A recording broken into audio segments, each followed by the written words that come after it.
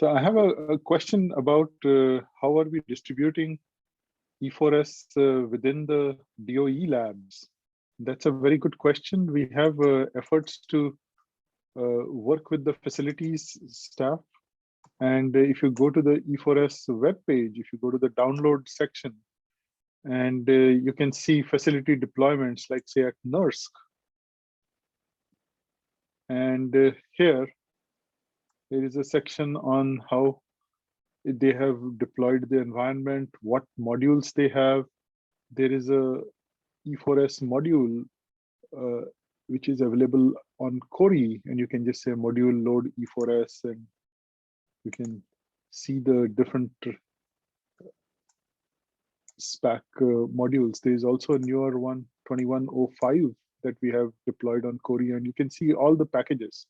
Now, what is interesting here is that they are using Intel 19.1 compilers. They are not using, so this is the older licensed versions of the Intel compilers on the Cray environment.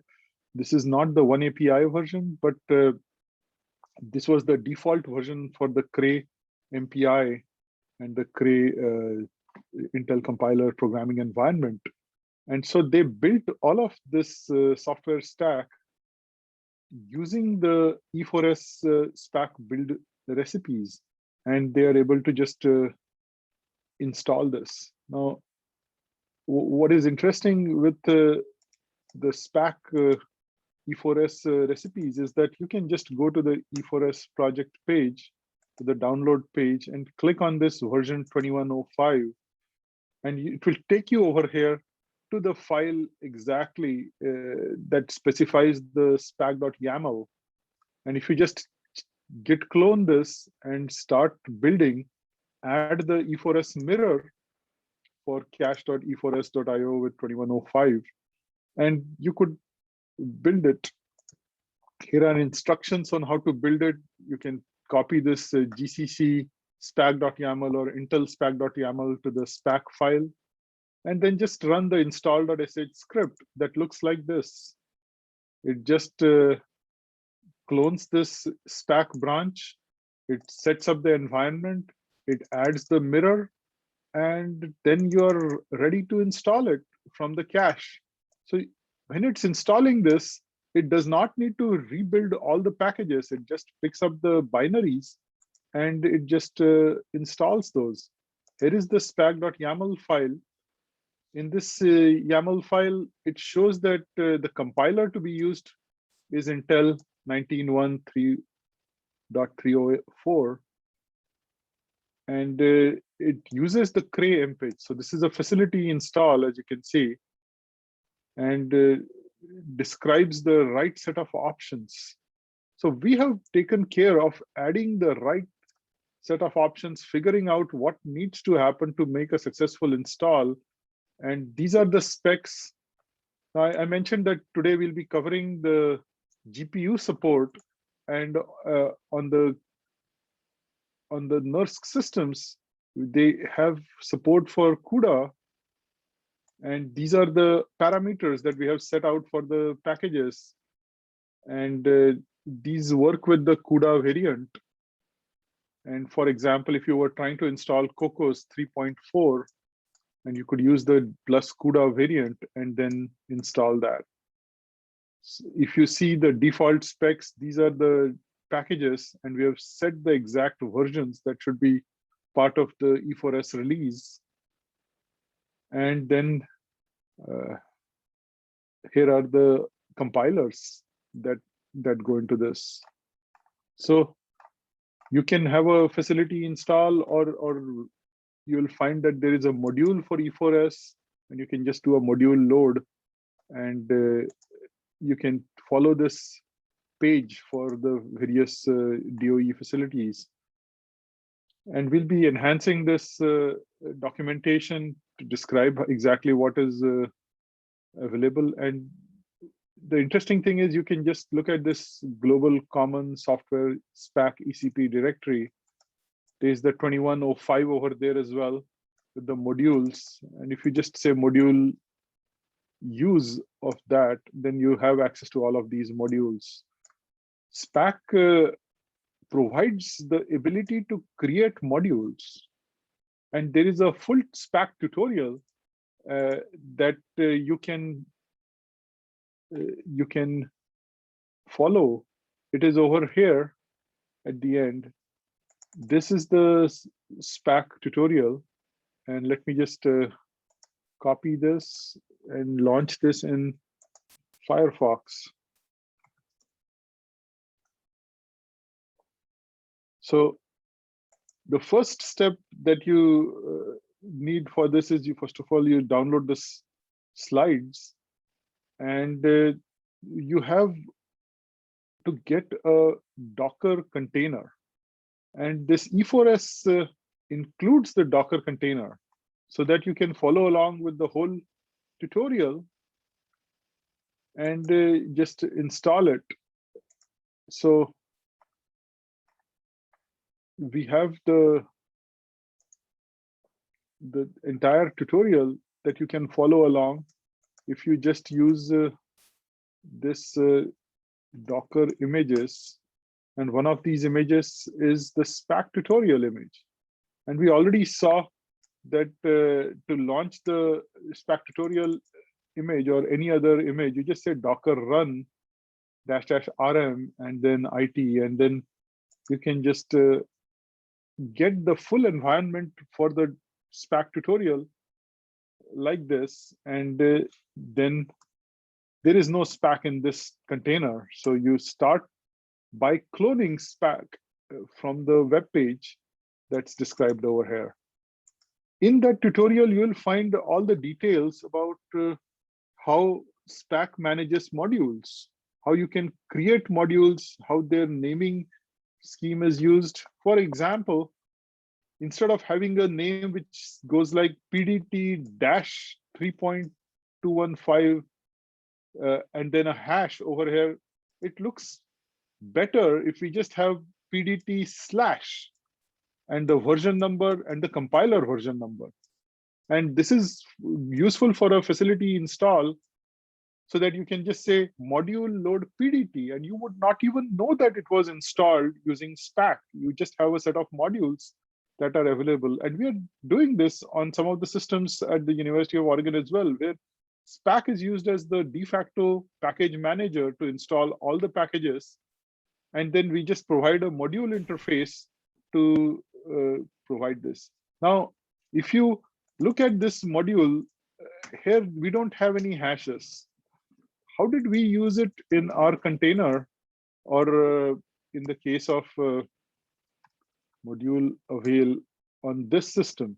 You again see there is a PDT version number, and then we put a percentage symbol GCC at 731. And to do that, I just have a .spack directory, and then there is a modules.yaml file. And here I can specify that there can be modules using the legacy tickle format or the LMOD format, and which compilers are the core compilers, and how should the modules be named. So if I have a naming scheme which says name, version, compiler version, so compiler name at compiler version, then I can very easily generate modules. And here I can specify the hash length to be either 7, which is the default, or 0 in this case, so that my modules kind of look pretty. And I can say module avail that shows me all of these modules like this. You can change this format very easily.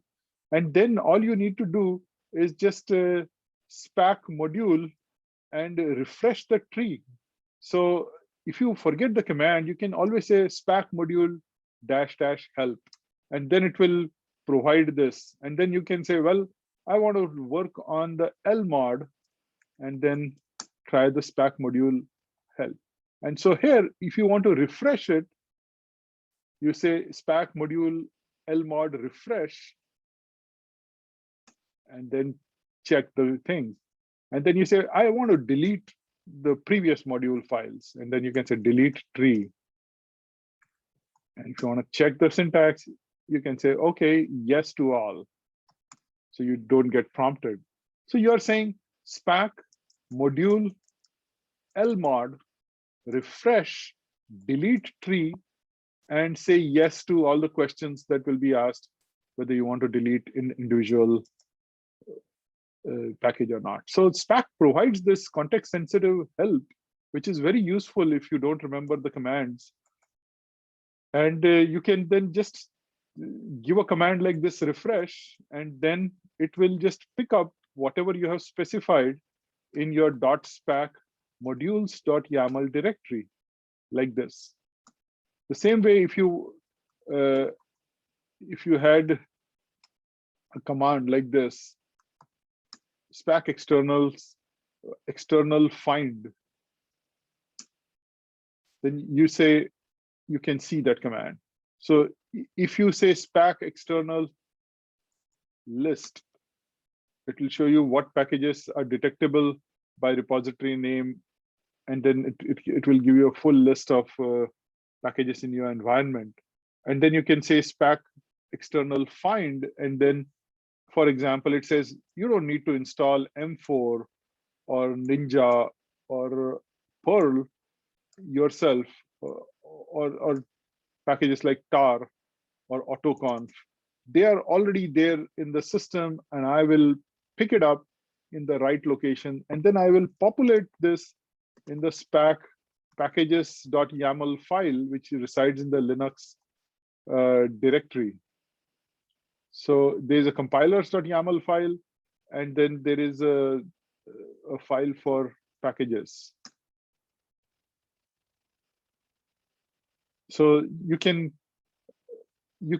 explore more about the Spack. I don't have time to go through every one of the huge number of features that Spack provides, but we have provided the container, so you don't need to download a large 4 GB container to just follow the tutorial. You can just run the docker run command and then launch the tutorial, the readthedocs.io site, and then follow along and see the various features, which will take you step by step and show you how you can configure compilers, how you can set up for a facility build, how you can create the spack.yaml file, what are what is the format and syntax of this file, and how you can find external packages, how you can delete the tree. But we have done all that to create this AWS image, so that all you need to do is just know that these packages are available here, and just say module avail, module load, which you already know on your systems, and you'll be productive right away. So if you have questions about the facility installs, you can have a look at exactly how they are installing E4s on various versions and supporting this. We also have a issue tracker in the E4s page.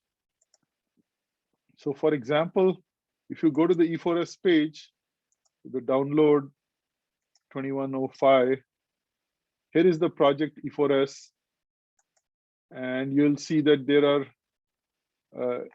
there may be issues that a user can post over here, saying that there's a issue with PETC on E4s. So you can just create an issue right here on the E4s page, and then we'll be able to track that. And for example, in this particular issue, we work with the user and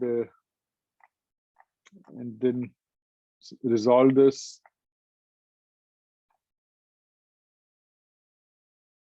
And then you can see the resolution of the issue. This is what works perfectly and all. So you are able to go to the facility Doe Labs and then just load the E4s module where it's available. And even if they have a Singularity runtime, you can just download the full image from the E4s.io webpage where you can just go here, grab this singularity image, and this is the same image that we have in the ecp.simg that you see over here. Did I answer your question?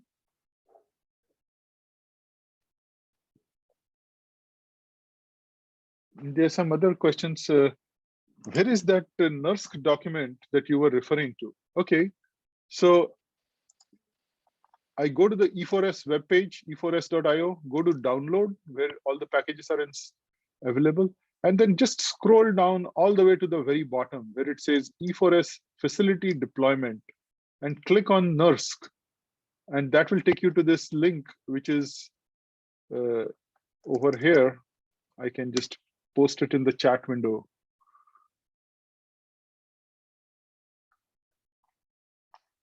Is that okay?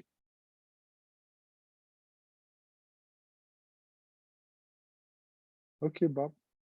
Are there any other questions before we start? Oh, thank you.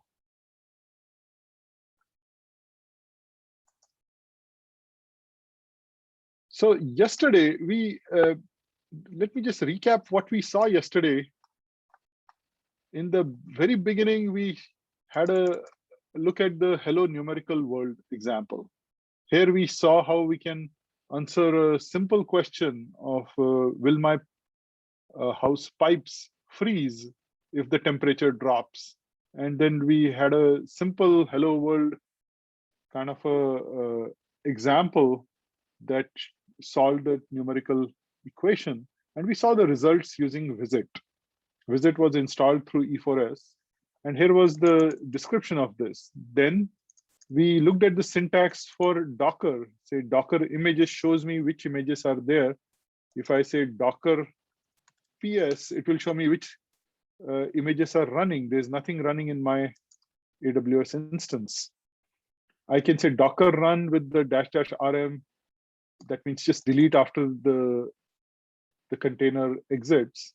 And then interactive mode, this is the tag for the image. And it picks it up over here. We saw the singularity format for running an application. And then we took the next step. We saw how we can actually create a Docker container and how we can run that. Okay. If you go to the containers directory, you can cat a README file, you can create a Docker container by looking at the Docker file. The Docker build command will create it. We saw how you can push the container to a Docker hub, and then how you can create the first singularity container and how you can run that. This is just a simple hello world kind of a container. And then we looked at the full-featured E4s container, where you can run the ecp.simg. We had a question earlier today, which said, is running the application through a container slower than running it on bare metal? And we showed an example of that, but I'm not sure that it was answered adequately. So I'm going to just run the singularity container here. And let's go to this directory and take an example that we ran earlier and see how long it takes to run it within the container and outside the container. And you can do the same. There was this example, a simple example called NPB 3.1. Let me just copy this and call it NPB 3.1 container. Okay. And if I go to this container and make clean which MPI CC, this is the MPI CC. If I say which make suite, it will build the application inside the container using MPI. Okay. There it is, lu.w.4. I can say time MPI run -np4 lu.w.4. And it will run this. It took 1.96 seconds. Maybe I should use a slightly bigger test case. So if I say config suite.def, and for this LU, I can specify A, B, C as different problem sizes. So let me just say B problem size. So I say make clean, make sweet. And now I'm building the lu.b.4. And Amit said that he has run containers on up to 6,144 nodes, having 0.4 million ranks and found no significant overhead. Great, very, very good to hear that. Let's see what this looks like. If I say lu.b.4, it's running this application.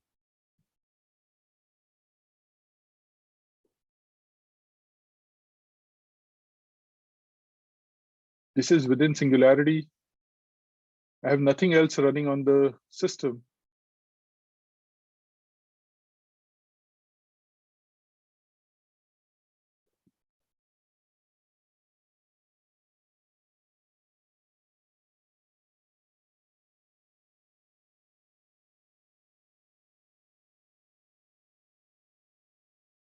And we are nearly there.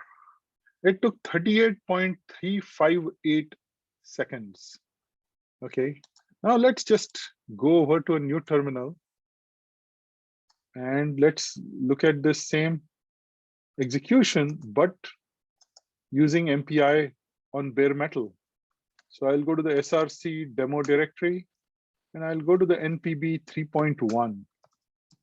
Let me go to config suite.def and change this lu.w to the B problem.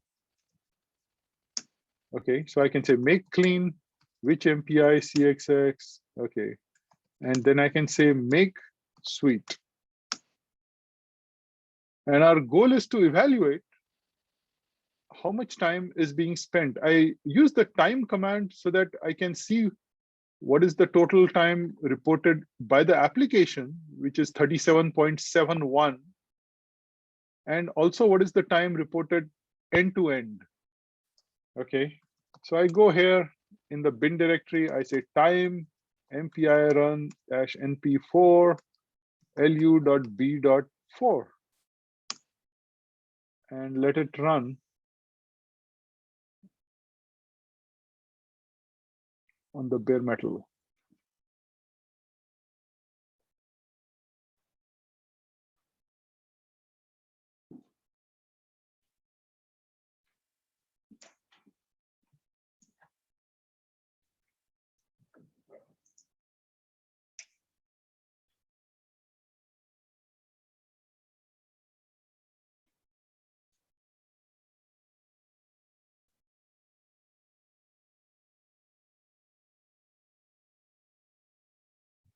Okay, well, it looks like the container was actually faster by just a hair.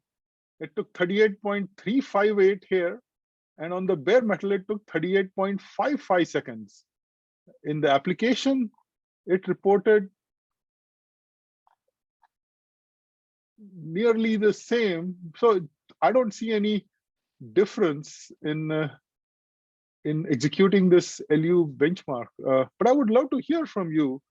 Do you have any comments? Did this answer your question about the slowdown that you might see in running a real application?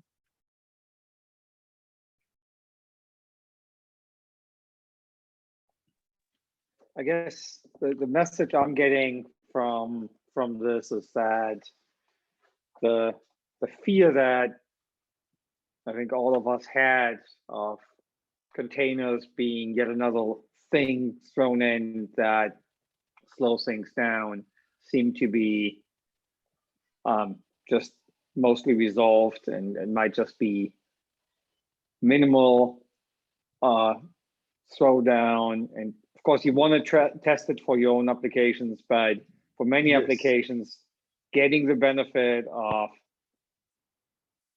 the package management, being able to have more flexibility will probably outweigh the risk. Yes, I agree. And Eric also has a comment here. He says that there aren't any virtualization layers with containers. So any performance difference will come from the software library differences inside or outside the container. And that's an important distinction, in that we don't have a second kernel running even inside the kernel, container. Here is the uname-a command that shows me the kernel, and you can see over here it's running the 5.10.29 Amazon Linux kernel. The operating system is this Fedora CentOS based Amazon Linux 2, and in the container I have the Ubuntu 18.04, different operating system, but you'll see that the name of the kernel is exactly the same as we have over here. And so it's running a different OS, but with the same kernel.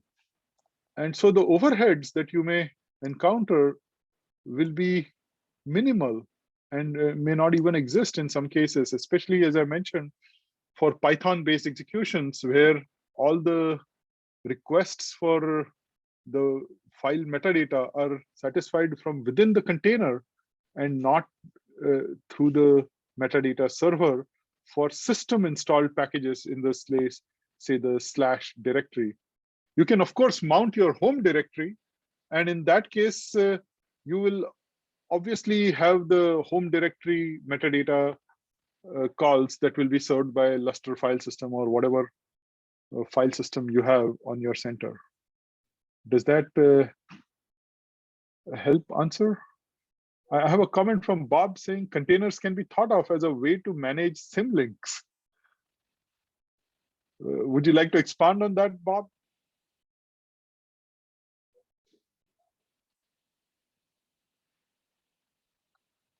You're muted. Yeah, exactly. So there is no virtualization overhead. And we have several examples over here, and we can look at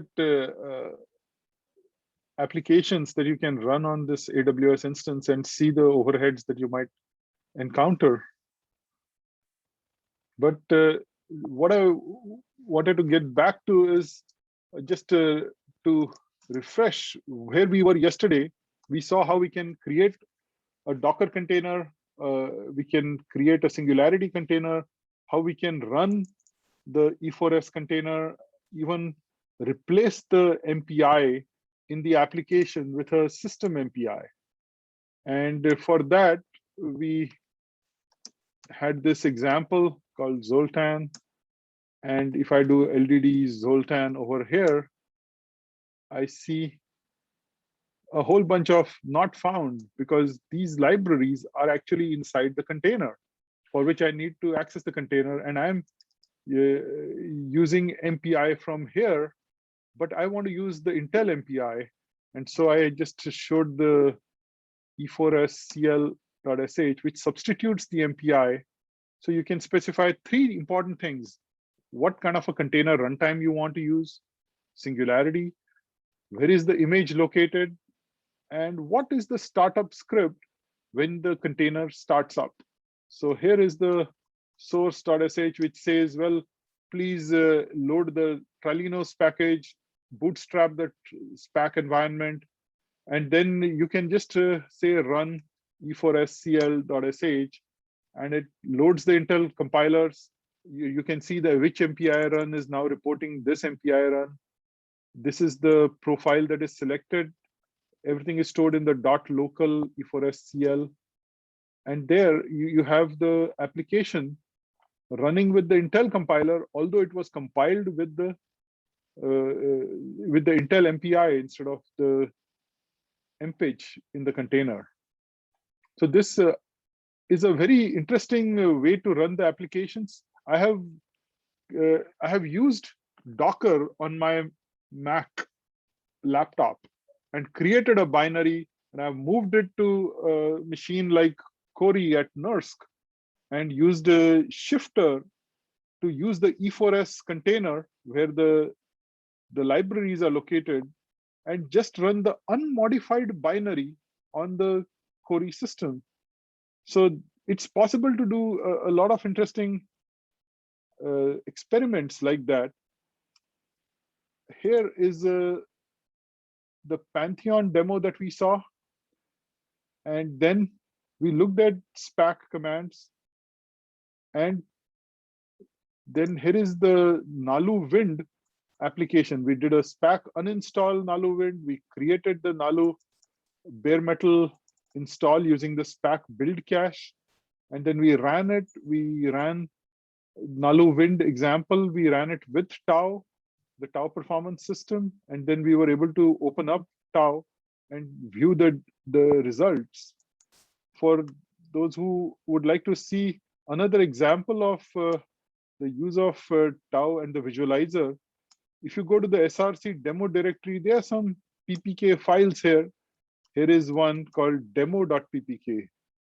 So you can just launch it like this in your own instance. And I'll just put this in the chat window, cd src demo paraprof demo.ppk, like this. And here it brings up the performance browser, the profile browser. There are multiple metrics that it has calculated. This is just wall clock time, floating point instructions, level 2 data cache misses from PAPI, resource stalls. And you can just click on a given node here, left click it, or you can right click it.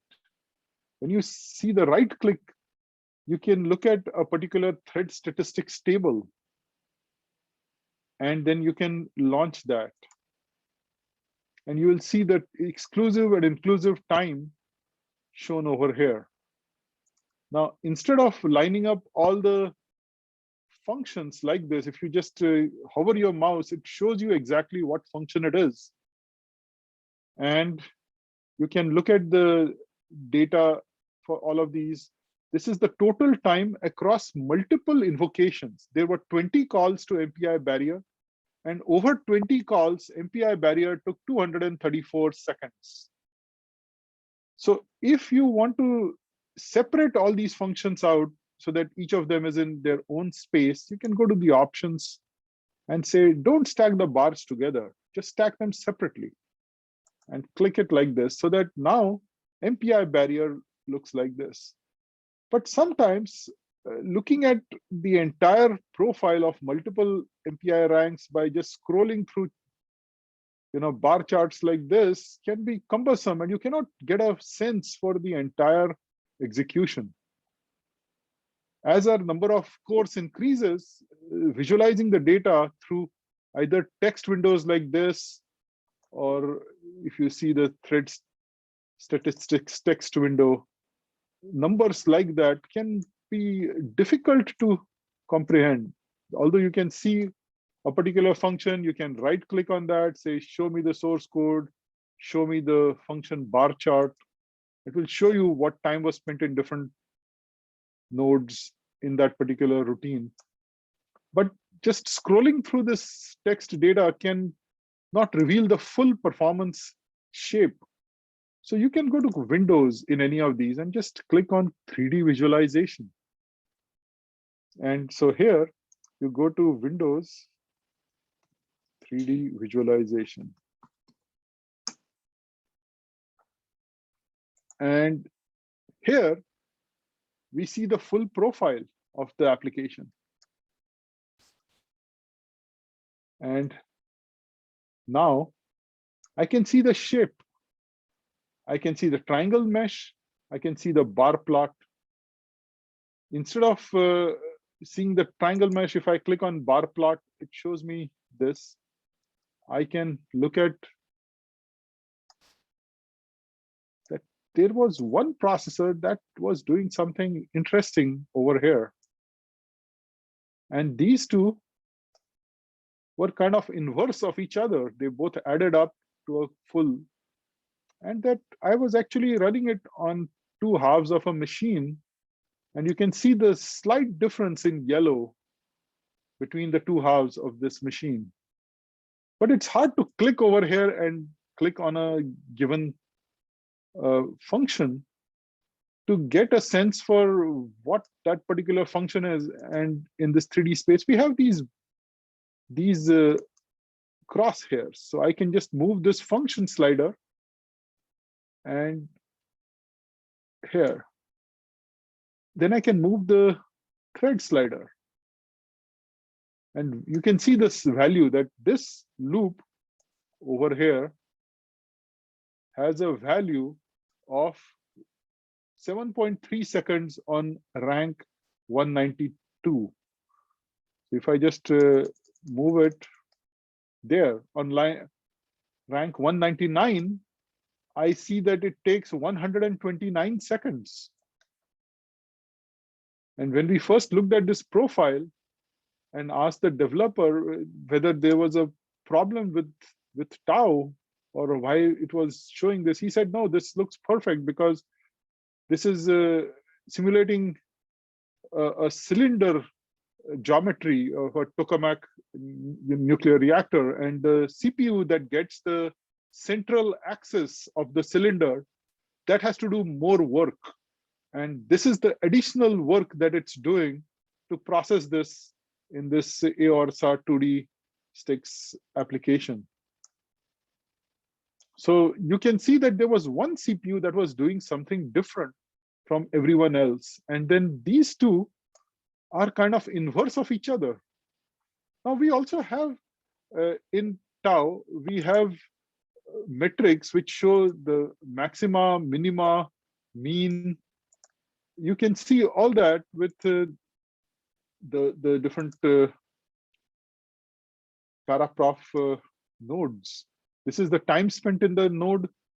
You can look at max, min, mean, and standard deviation for each of those functions. So you can see which functions have a high standard deviation and which functions have a low standard deviation. So these four functions, tau can automatically pull in, and you can run the scatter plot over here. And so what it does really is that it picks the functions with the four highest standard deviations, and it charts it from on this axis. So for example, MPI barrier takes between 31 seconds and 260 seconds on all the 256 ranks. There's another function here, the loop QL Myra mod, which takes anywhere from 299 seconds to 277 seconds. Or this third function, or you can look at the fourth function over here. What the scatter plot shows you is that if you have three functions which have the most standard deviation, and you plot them along X, Y, and Z, and the fourth function, which is the color, then each rank has a unique value for these four functions. And it occupies a unique space in this 3D space. So you can paint this ball for a rank and then show this. And when you do that, you see that, well, there are certain things that come out very easily. You can see that this function MPI barrier and this function sigma D CQL 3D, they are kind of inverse of each other. When the time in MPI barrier increases, the time in this function decreases. So you can see this diagonal that appears for all the ranks along these two functions. It also shows you that there is one function or one rank which is different from everyone else, and it takes less time in this particular routine in the sticks 2D routine. So if I had to look at the function bar chart, there is the there is this one node which takes a lot longer than all the others. Sorry, red is for taking more time, not less time. So this red ball corresponds to this function taking a lot longer than all the other functions. And so you can see the difference across all the ranks and view the application. You also have topology plots where you can plot a particular function and even create custom topologies like example topology and say, well, what if this was mapped to a sphere? How would all the ranks appear? And then you can create your own custom topologies. You can see a given topology, look at the X, Y, Z axis, a cylinder, and mapping a processor to a particular topology, or this can be done through X, Y, or Z axis. So in short, this is a 3D profile browser, which allows you to look at the full shape of your application and then see what every rank was doing for every function, and then see the value of the exclusive or inclusive time. You can even change that to, say, floating point operations and see the floating point operations across all the ranks. And you see level 2 data cache misses.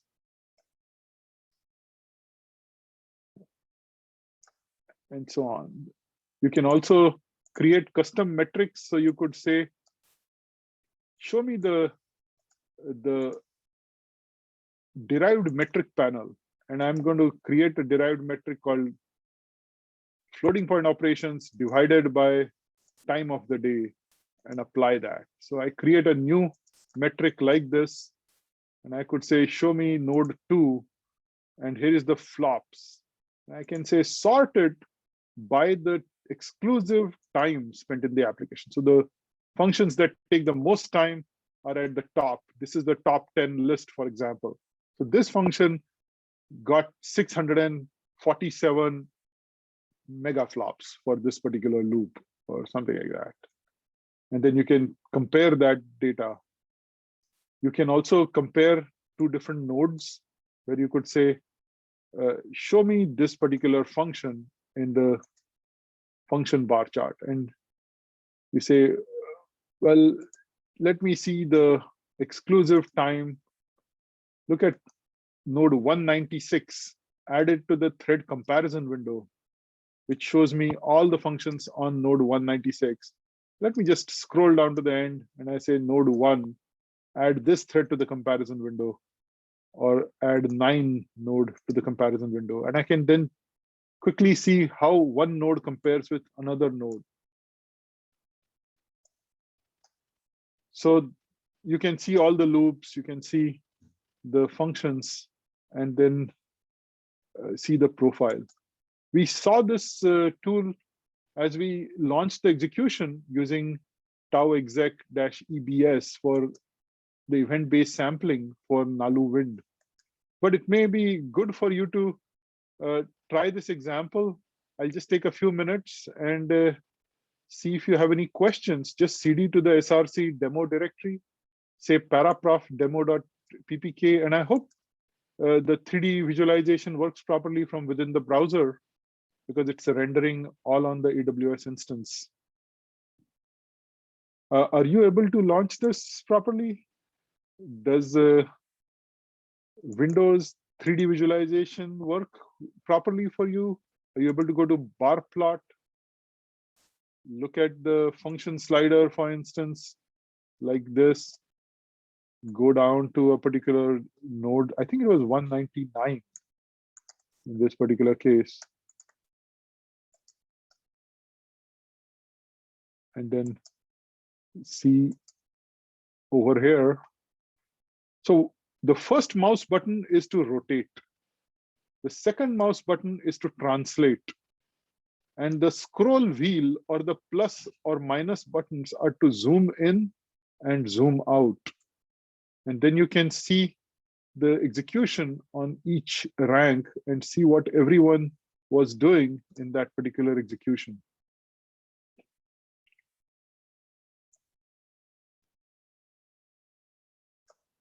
And again, it's usually very difficult to use such tools over X windows. So having a remote desktop where you can render the graphics is very useful. So I'm glad to hear that Amit is able to use it.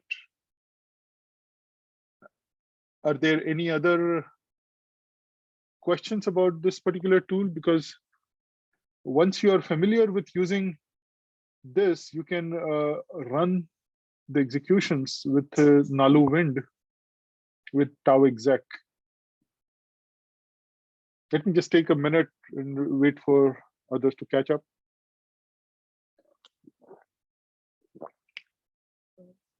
Charles, good to hear that you are able to.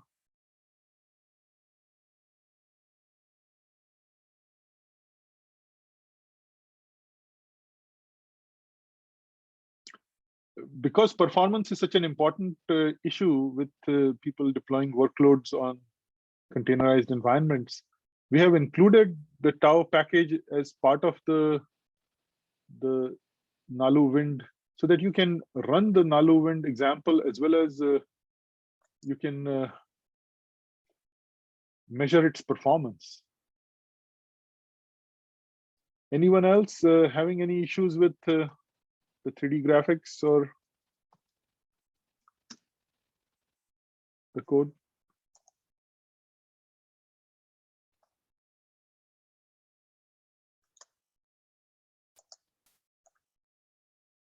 I hope you're able to see the scatter plot and see which functions take a high standard deviation. You can, of course, change this. You can, of course, pick another function like that, and then you'll see a different plot.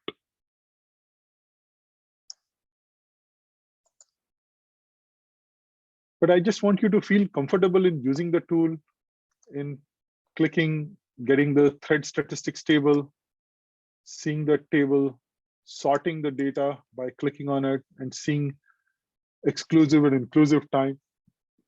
Change the columns. Say I want resource stalls, and I don't want child calls. Then show this, and then see how many resource stalls occurred in which loop in the application. And you can see the exact number sorted by that. Move the columns around if you want.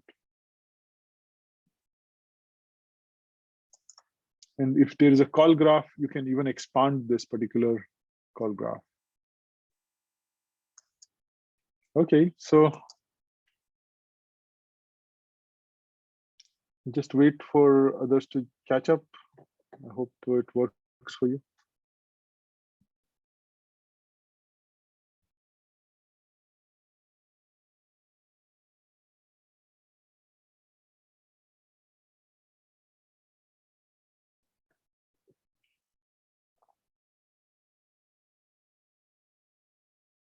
Are others trying to use this paraprof with the demo.ppk?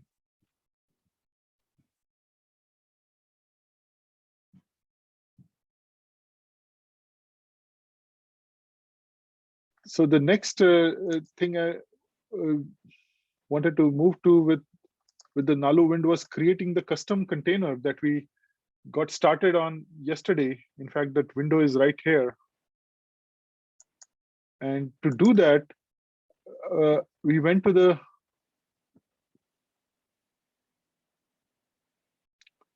Exawind containers directory. Here, I have a spack.yaml file. This file describes what packages we should install, and I have installed these 3 packages. So if I wanted to create a custom optimized container, I can then just say spack-e.install if I wanted to create a bare metal install. And if I wanted to create this in a Docker, I have a Docker instance, and then I'm copying the spack.yaml file to the root directory over there. I'm doing a git clone over there. I'm adding a mirror build cache, and then I'm actually running this by saying spack-e dot install inside the container. And when I run this using the build docker image.sh, I say give it a tag, call it ECP E4s exawind latest, and then use the dot to build it. When I say please use the dot over here, it means please refer to the Docker file which has instructions on what you should do, how you can take an E4s image, base image of Ubuntu 2004, and then just build it from there. And then at the end, I said just run these Spack load commands in the etc bash rc, so that if I run the container which is created, then I will already have the Naluwind loaded up when it starts up. So I do an echo on the sourcing of the setup env.sh in my bash rc. I do a Spack load for these 3 packages. And so when I do the build docker image.sh and I get this image, docker images grep exawind. This is the container that is already available to us. So docker run with the rm option, with the it option, and when I say ECP E4s exawind :latest, I can ignore this localhost, it will use it by default. Then I will get a container which will have all of these packages installed and then already in my path. So here, I should get the prompt. And if I say which Spack, because I have done this setup env.sh, I have Spack in my path. If I say which tau exec, it's in my path. If I say which nalu x, it's in my path. So Naluwind is installed there. It all was installed using the cache. And then finally, I did a singularity build using this. Now to do this, what I did is I did a Docker save. If you want to see what Docker save looks like, here is the help. You can give an output file and then the image name. So if I say Docker save and then give the ECP E4s / exawind latest, and then give it a output file like say exawind.tar, then I'm saying that please take this full Docker image and save it to a local file called exawind.tar. That is like taking a snapshot of the Docker container and then just creating this exawind.tar file. Now, once I have a tar file, I can create a singularity build with that.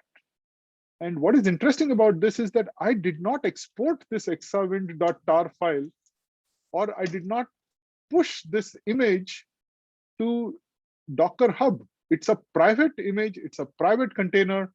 I don't want to have anybody else see this right now. And I can say singularity build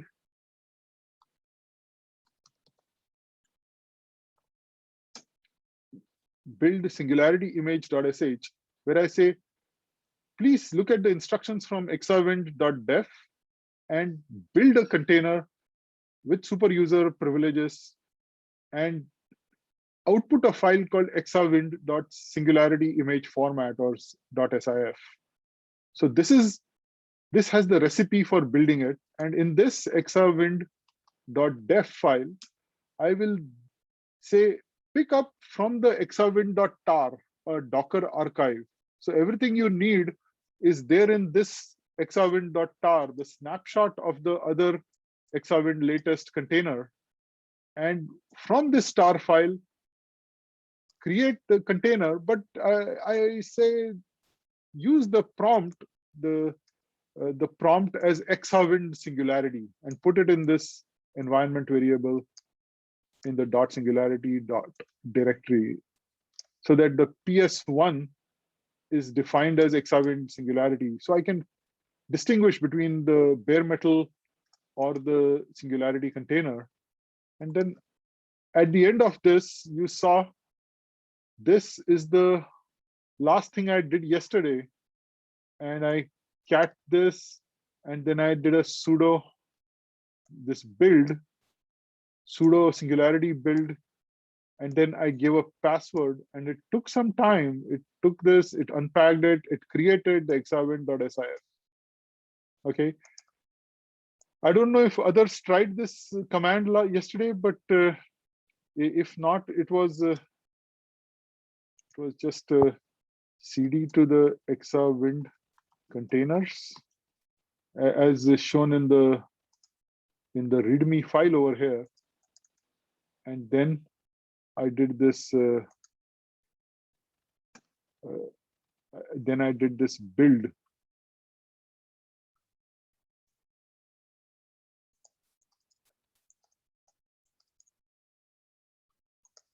Build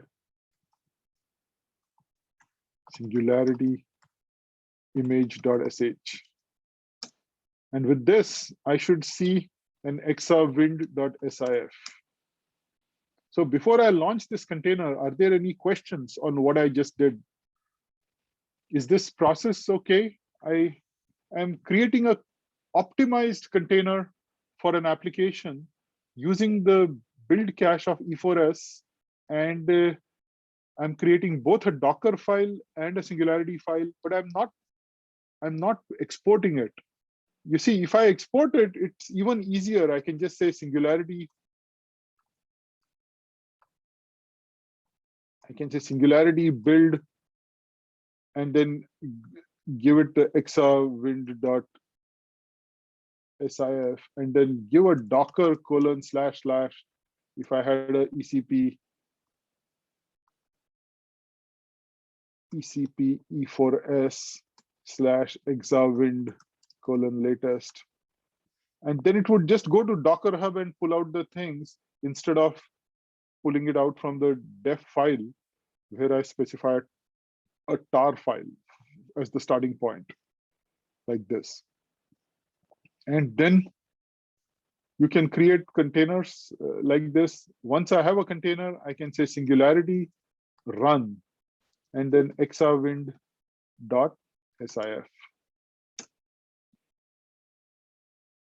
So here, this is derived from the Docker container that we saw earlier. This should also have tau exec in its path. But where am I located? I'm in the exawind containers directory.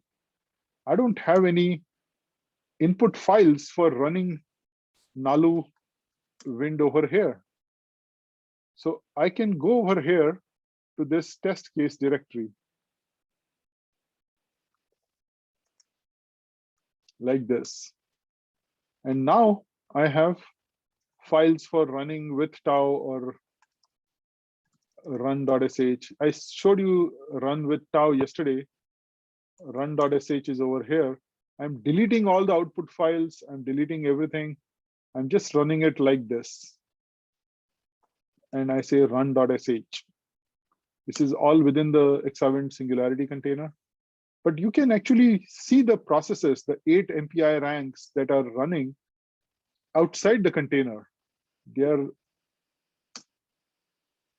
right here. You can see nalu-x is running on 8 of these CPUs, and I'm actually using all the resources from this AWS instance with 8 Intel Platinum Xeons. So it takes a couple of minutes. You can, if you have this exawind.sif built, please try this example as well. Just run to this and run this and do a Singularity run, and then cd to this directory, do a run.sh. It should create an output.o file for you. So while compiling this container, I had said I want just 3 packages: AMR wind, Nalu wind, and Tau. I did not have the rest of the software stack in there because many of the packages are already installed here. So for instance, I did not feel the need to inject ParaView inside the container. It's installed outside. So I'll just exit from there. And then after this is done, I can see that it, first of all, I need to be in the directory where the files are located. Let me just do a CD over here, like that.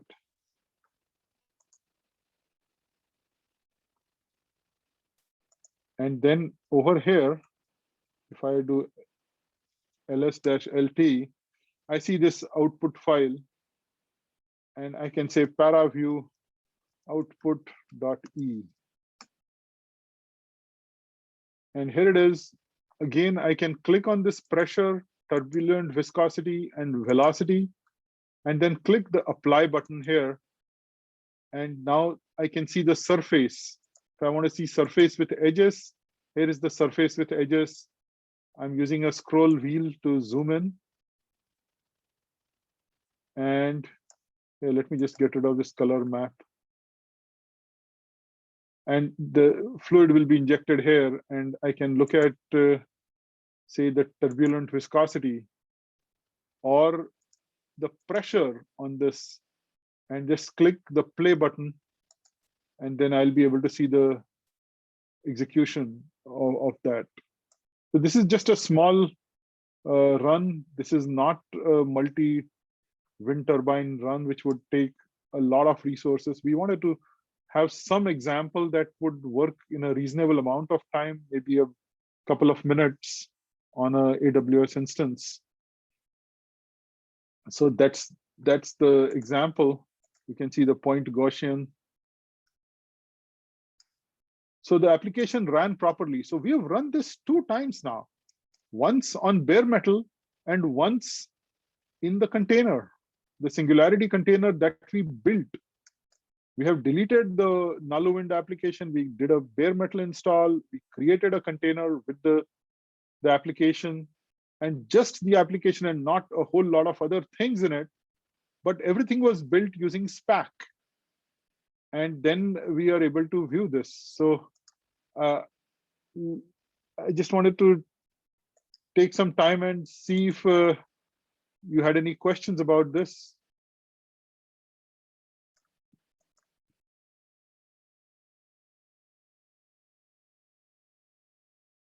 Here is the Tau profile from before. What is interesting is that our containers, here is a Singularity run on the ECP container, the original full-featured container, which has Paraprof and other tools in it. And here I have Tau profile.xml over here, and I have Paraprof over here. I am within the container. Let me see if I can launch the Tau profile.xml from Paraprof running inside the container.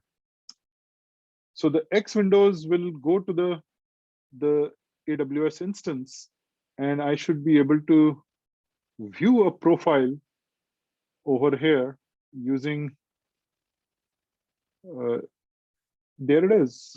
So with this, let me just look at the profile. And if I right click, say, over node 4 and say show thread statistics table, show me what happened on thread 4. I see that the application took 144 seconds. If I just sort it by exclusive time, I see this Belos pseudo block GMRes solution. I can see Cocos parallel fors. I can even go down, look at the summary.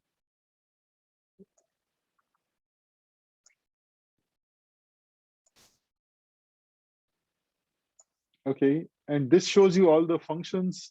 I can go inside a sample, show me a bar chart.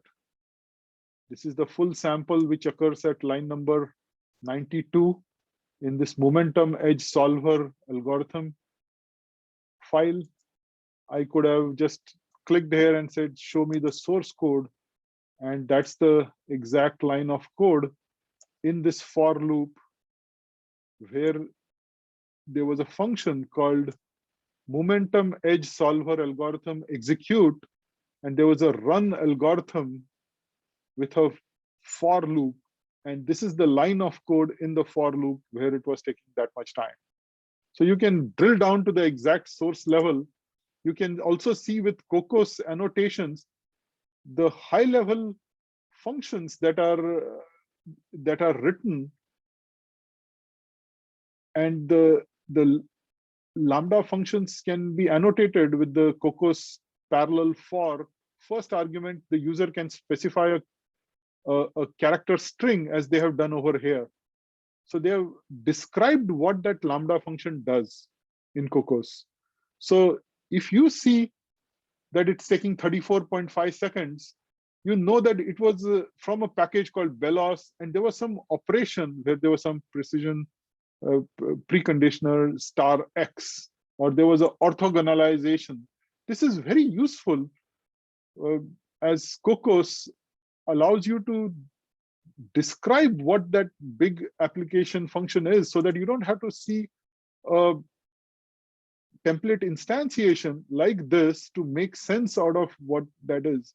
Here you see the parallel for in the Sierra package, Nalu, assemble edge solver algorithm, run algorithm, and then the full template instantiation.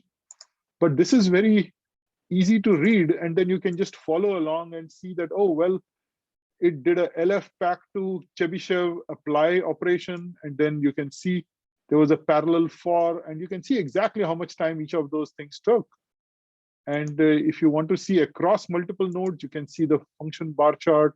If you want to see the full shape of the application, you can see the 3D visualization, which is now coming from within the Singularity container. Okay, this paraprof is not running on bare metal, it's running on the Singularity container. So you can see the visualization. I can even look at the GL info and you can see how it's implemented. And I can zoom in and such. So this answers the question, can containers like Singularity containers have GUI tools in them? Can we use GPUs? Can we use tools like paraprof inside the Singularity container? And the answer is yes. The full-featured Tau Singularity Tau installation in the E4s container can be used like this without any issues. And then you are able to go ahead and exit from the Singularity container. So with this example, I've covered how you can generate the data and view it. To run the application, I said MPI run, but with Tau in the container, I can say run tau.sh, and here I've specified that please generate call paths of depth 100, use a merged file format so that you don't get data from every rank. And instead of calling NaluX with MPI run -np8, I'm adding this extra little bit. I'm saying use tau exec -ebs with the NaluX, and then take this as the input file called edge hybrid fluids.yaml. So this is one example of using a complex CFD application within a container, containerizing it, running Tau to measure its performance, and then running the output tool that coalesces the output from multiple ranks to generate this. There are some other examples as well, but let me just pause here and see if you have any questions.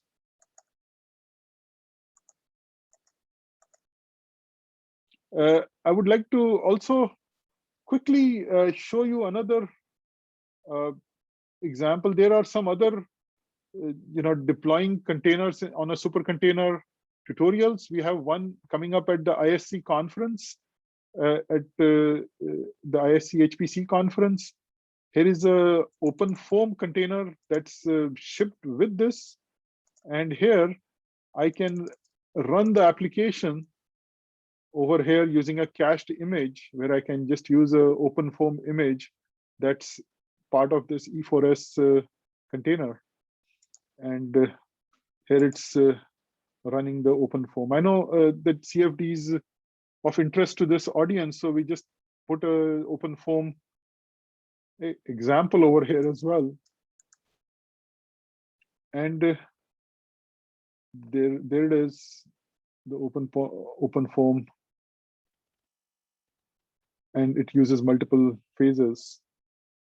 And before I exit from this tutorial, I also wanted to quickly mention that we focused a lot on the HPC capabilities of this software stack, but we have both within the container and on this E4s AWS image, we also have the full Intel One API stack. So you can see opt Intel One API over here.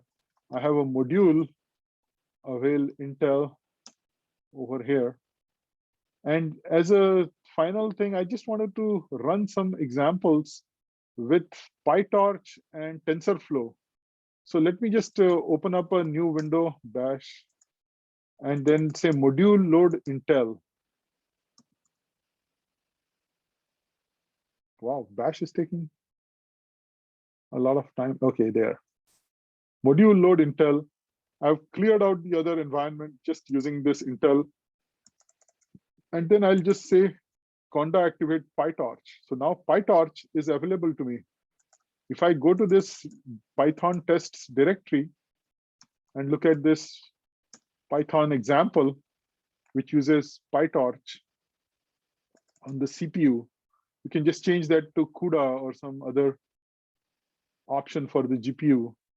And I'm doing the import torch, but this is coming now from the Intel One API optimized for this processor on the CPU side. So if I say which Python, you'll see that with that module load Intel, I now have this Python, and then I can just say Python f2.py, and it will find it and it will run the example. So now I'll have PyTorch running. Well, maybe it will run faster if I didn't have this open foam running multiple iterations over here in the background. But I hope you can all also go to this this terminal window and try this Python f2.py after doing these steps. And there it is, Python ran properly. Now, if I have a TensorFlow based application, all I have to do is say conda activate TensorFlow. And then there is another example that I have over here, f3.py. And there I can say Python f3.py, and it will run that. And this TensorFlow example will again use the Intel One API. So we have a number of Python packages like Mike showed in his slides, and we have support for Python, packages like Horoward, which uses MPI, TensorFlow, PyTorch. What is interesting about some of these packages is that here is Singularity run ecp.simg, that you can look at these packages with the default Python that's included in your path. So this Python, if you wanted to say load NumPy, it will be there. You had CV2 or OpenCV, these packages are all there, whether it is TensorFlow, PyTorch, and so on. This is optimized for the GPUs as well. So if you were running this on an AMD GPU system, like systems like Spack at Oak Ridge National Labs, then you will be able to leverage the AMD GPUs over there. So I'll pause here and see if you have any questions. Here is TensorFlow running on the CPU platform here.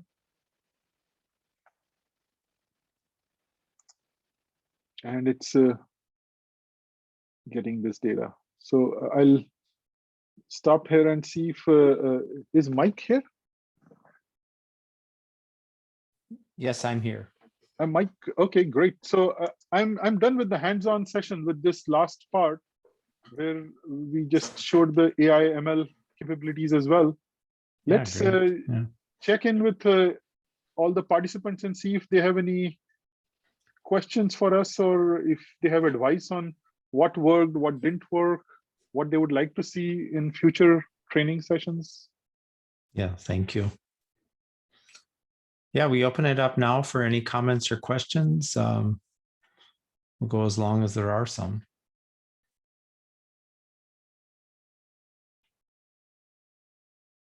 Please feel free to unmute yourself. I hope you are able to. Yeah, I think people should be able to unmute. I was able to. Okay, from Charles, thank you. Very helpful. Thank you very much. Right. Yeah, this is Jörg from Boeing. Yeah, this was definitely very helpful. And as I already mentioned earlier, we've already started a conversation with our HPC service team about how we might bring this in. So really appreciate the time and effort the team put into setting this up. I'm guessing since you're recording, the recordings will be made available to us and you will send out a link to those. Yes. Perfect. Yes, absolutely. It may take a couple of days, but we'll have the recordings available on the web page. We have comments from Amit. It worked well. Bob. Yeah.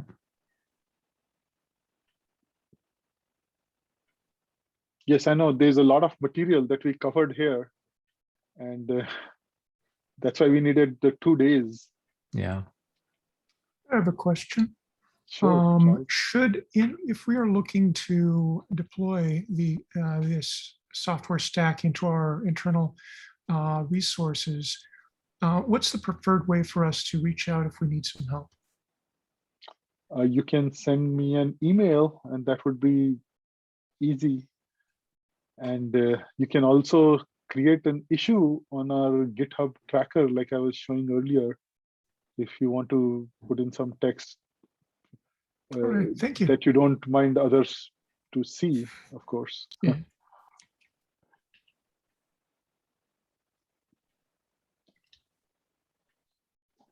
Bob says, I think all the labs struggle with managing the volume and interoperability of the various software components. This is great work. Thank you very much, Bob. This is Rupin here. So a lot of great material. I represent Cummins here. Yes. So generic question for the group here on how are we doing on adoption? Like a lot of these are new tools, new concepts, and I get the excitement behind all of these. But what are we seeing as a trend in adoption? Do you have a specific area, Rupin, that you're thinking of, or just broadly? We have, there are 70 products that we contribute to, you know, with E4s.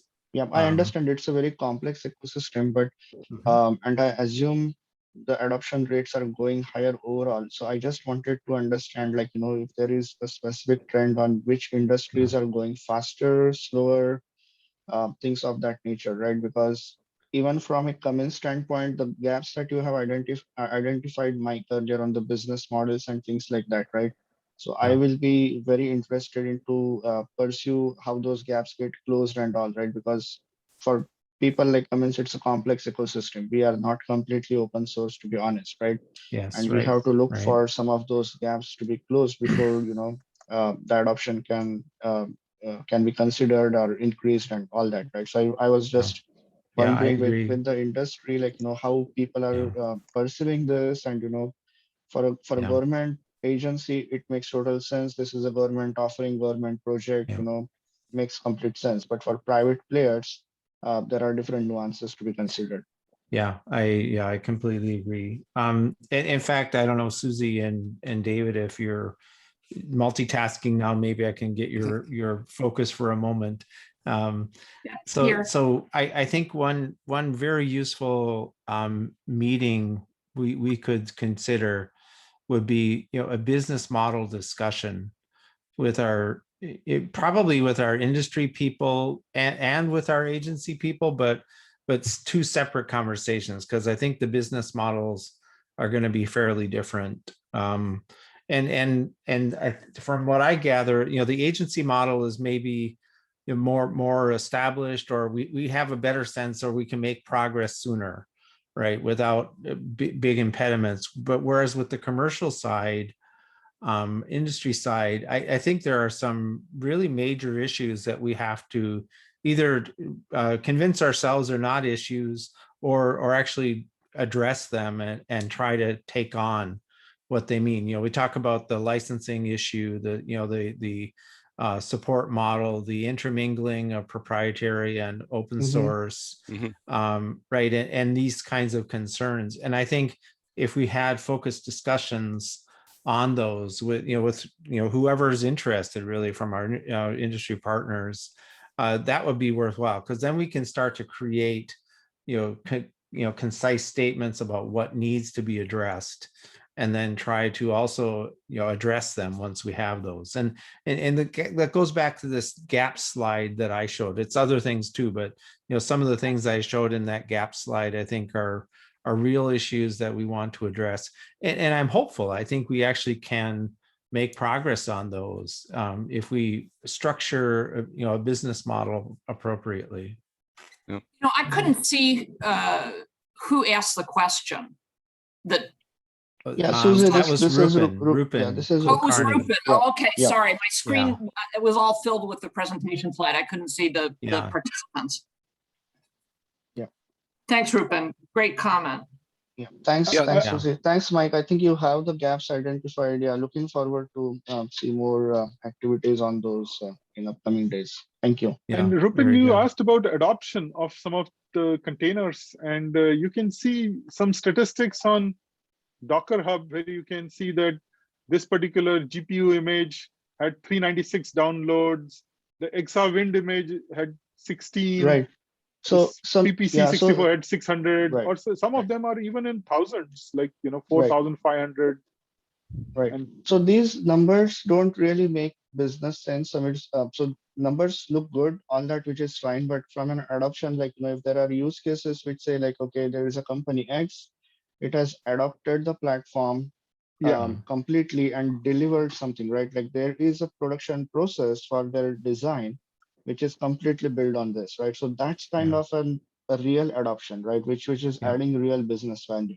Because I can see 10,000 downloads here, it could be students experimenting, right? Really doesn't mean there is the adoption. Yep. And we would love to work with you and make sure that we target your specific environment and provide the tools that you need to be successful. Yeah, thank you for the offer, Samir. I did catch your comment earlier as well. So I need to internally check with my colleagues here on how we want to go ahead, and we'll definitely partner. Thank you for the offer. Sounds great. Thanks.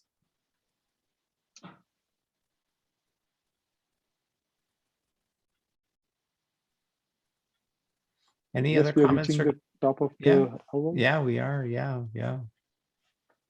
Did the hands-on session work okay? Do we have any comments on any issues you faced with our setup, or any advice for us for future workshops?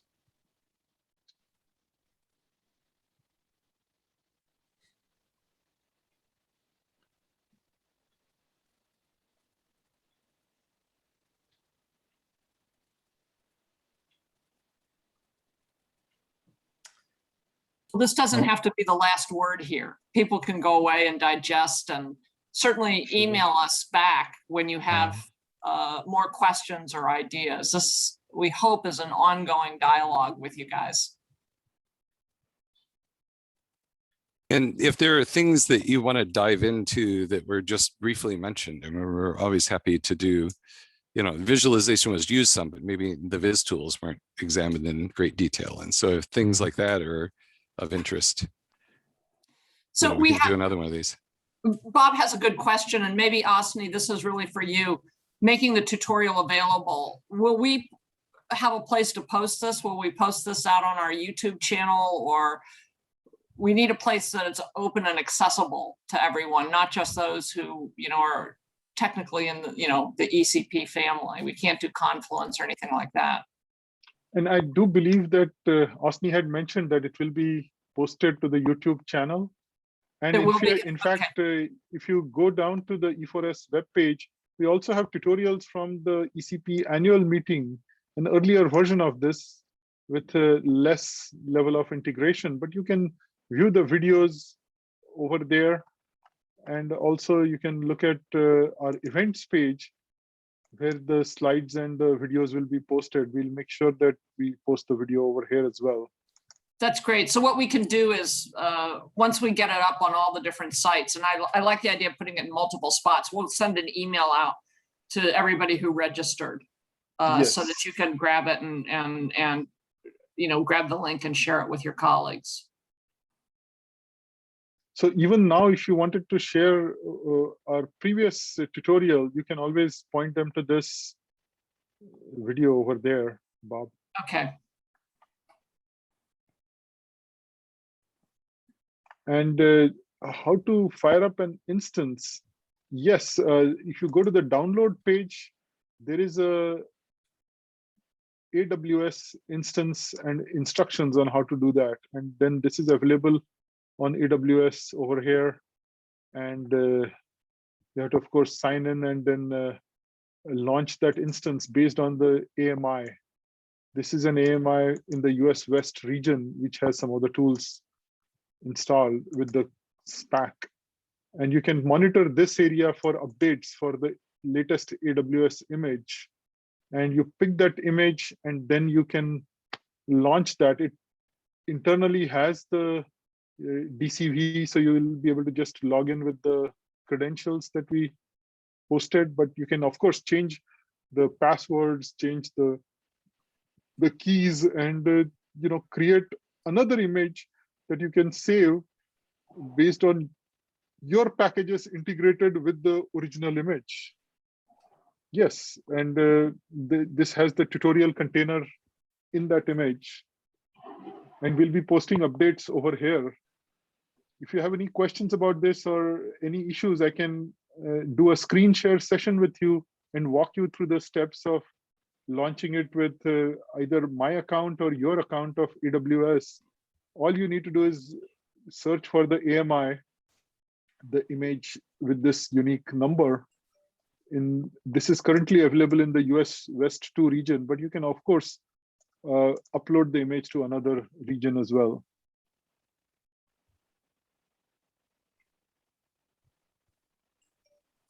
Oh, no problem. I'm happy to see your comments over here, Bob. I hope you found the tutorial useful, that we can get some traction on deployment of E4s. Yeah. Thank you. All right, Susie, David, any final words for us? I don't think so. Just thank you very much. You have our emails from all of the emails you've been getting prompting you to come. And we appreciate the fact that you did, and we want to keep the discussion going. We'll talk to Mike and get back with you, Mike, about how we set up some additional calls or chats or Zoom discussions about these gaps that have come up and how we move and talk about those a little bit more. Yeah, agreed. Yeah, I want to second that. Thanks for people staying on and being so engaged and interactive. It makes it worthwhile when a lot of people are interested. I guess the other thing I would suggest is, if you're from an organization that's has a member on the ECP Industry and Agency Council, let the member know if you found this valuable and what you'd like to see more of. We're always pinging our members to see what they're interested in. And so it helps if they hear from their employees and staff and colleagues, what's important. So Good point. Yep.